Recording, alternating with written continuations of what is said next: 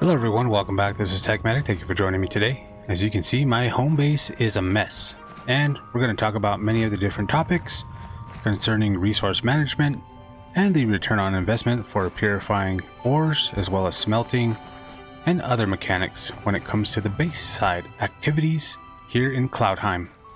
As research, one of the main pain points for the mechanics behind the inventory system is the actual chest itself. Everything that you kill on the surface world is gathered and collected, as you know, and placed into this chest. So what do we need to do in order to go ahead and start doing some of the purification for the ores so that we can start producing items to place into our shop or to use for ourselves? So let's talk about that. As you can see here, we have a number of different ores, corrupted crude copper, in which we can go ahead and utilize. What we need to do is click on the item, and as you can see here, we can hit space and we can grab a stack of 30. It's always going to be 30. So we're going to go ahead and collect all that. Once you go ahead and have the ability to purchase the cleansing pool here, we can see that we have the ability to purchase it for 20 of the shards. And once we get that, we can go ahead and assign multiple blins to this.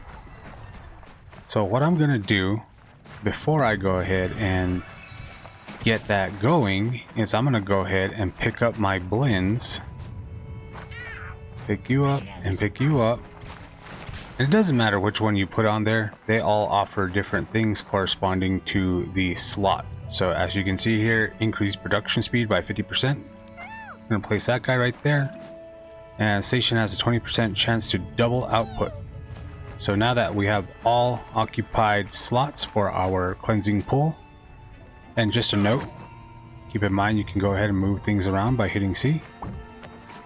And we want to go ahead and pick these guys up. We don't want them to run away.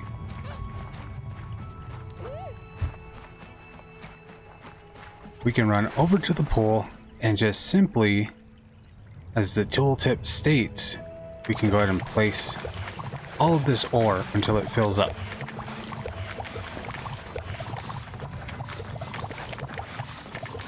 Now the return on investment is going to be really low.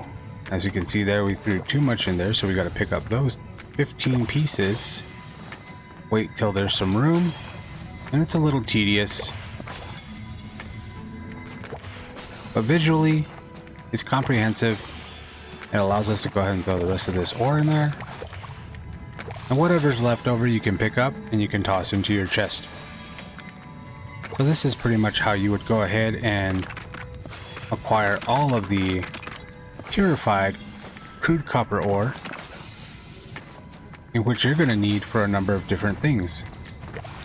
I'm going to go ahead and pick that one up and just toss that in there. And we can start filling this up. And actually we need to grab a blin.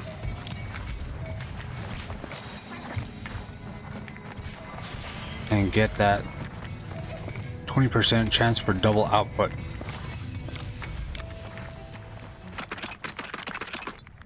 So now that we've gathered all of our ore, which is purified, we can go ahead and toss it in there, and it's going to spit out bars. Now, why are we creating all these bars when we can find weapons? Doesn't really make sense, right? Well, you get a key press. And as you can see, we can make our own keys. Now if we go to our chest, we can go ahead and take this one, same way that we pulled out the ore, by selecting and grabbing the item, or you can launch all materials out into the open, which I highly do not recommend, which is one of the functions. Retrieve collected loot. It's dumb, it needs some work, I get it. But it'll spit out everything and you're going to have to spend quite a while picking up all of your resources. So once we got that, we can toss down our chest and we can go ahead and add the key. And that'll go ahead and give us a little reward. So that's pretty much how you purify the ore and smelt it, producing ingots, being able to utilize that over here And of course, it'll go ahead and take 3 ingots so that you can craft items so that you can sell here. This is how you can get the majority of your gold, as well as selling other fruits, other potion crafting materials, to all of the visitors that you will get when you open up your shop, and that'll be another video that I'll be making. But let's go back and talk more about purifying. So one of the other things that we can go ahead and grab is all of these corrupted heart containers. Now in the tooltip, you can see that the heart container, if we go ahead and toss one in there, heart fragments can be cleansed at a cleansing pool and combined to make a heart piece. It doesn't really tell you how to make the heart piece. So what we're going to do here is we're going to grab those, and it takes 3 to cleanse 1 heart piece. Alright, so we got to wait for that to get done. We can pick those up. And I believe I have 1 more heart piece in here. Okay, so I can grab all those. And in order to combine these, we need to use the pool here. 3 cleansed heart pieces will equal 1 heart. And that'll be how you build your HP inside of the game. You're probably wondering, where do you even acquire some of these heart pieces that are corrupted?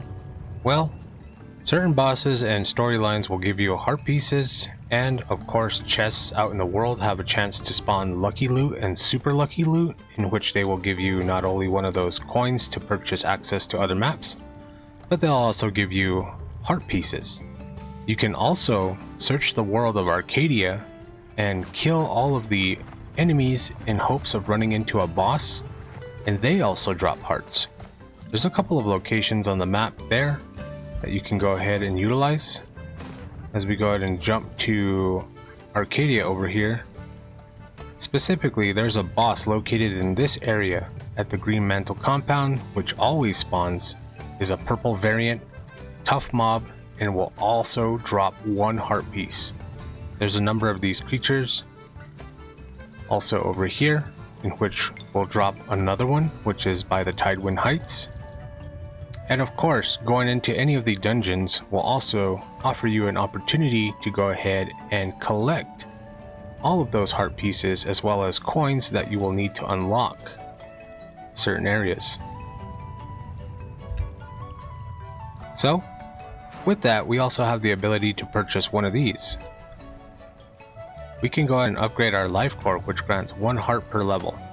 The next one is pretty expensive, and this is why you need to accrue all kinds of gold. This is why refining and picking up all the materials on the surface world is important, so that you can go ahead and produce the gold necessary to purchase the upgrades for every workstation that you have. And this is huge. The next item that we're going to talk about, in which we kind of showcased here, were the Blins. So the Blins that we are able to go ahead and employ are actually drops. You'll get a Blin flute, which will be an epic item. It looks like a flute, and you'll be able to use that and acquire 1 Blin for every workstation that you have, expanding your little town that you have and the space that you have to grow it in. So with that, we can go ahead and jump into our inventory, and we have a special character here, which I'm going to go ahead and grab all of these. And these are the snacks. You're probably wondering, what the heck are these Gnasher snacks for? Well, you're going to get this little guy here, and he's going to want to eat all of these things. So what we can do is we can feed him, and as you can see, as we feed him, it's going to accrue all of those points until it reaches the maximum. Then what we can do here is we can pet him, and he's going to go ahead and give us an opportunity to get a flute. Now this is that Blin flute that I was talking about earlier. And if we go ahead and toss it in here to read the tooltip, because it's unintuitive like that, recruits a Blin to Odin Shell. So we're going to go ahead and grab that, and since we took the NPC from over here, we can go ahead and toss that down, and that'll go ahead and spawn 1 worker. And of course we can apply that to one of our buildings. So by collecting all these snacks, this charge will become increasingly more impactful as it goes on in levels, but it's a good way to go ahead and find rare items, loot boxes, Blinn tokens like that, and other things that are useful to the player. So it's highly encouraged to keep leveling because the rewards get even more and more lucrative. So many of you are probably wondering, how come I can't mine these things? How come I can't attack them? What's going on? Well, basically what happens is you employ these little guys, in which you drop your Blins into the respective slots, and what happens over time is resources start to fall from the sky. These are automatically collected and transferred into your retrievable loot over here. The other workaround, since you can't attack these nodes, is you can actually shift into them, which collects all of the items as a collection method. So sometimes if you spend a lot of time in your base, you're going to end up accruing a lot of these materials, and if you need them on the fly for something, you can collect them yourself because you may be missing some components. This is a good way to go ahead and pick them up.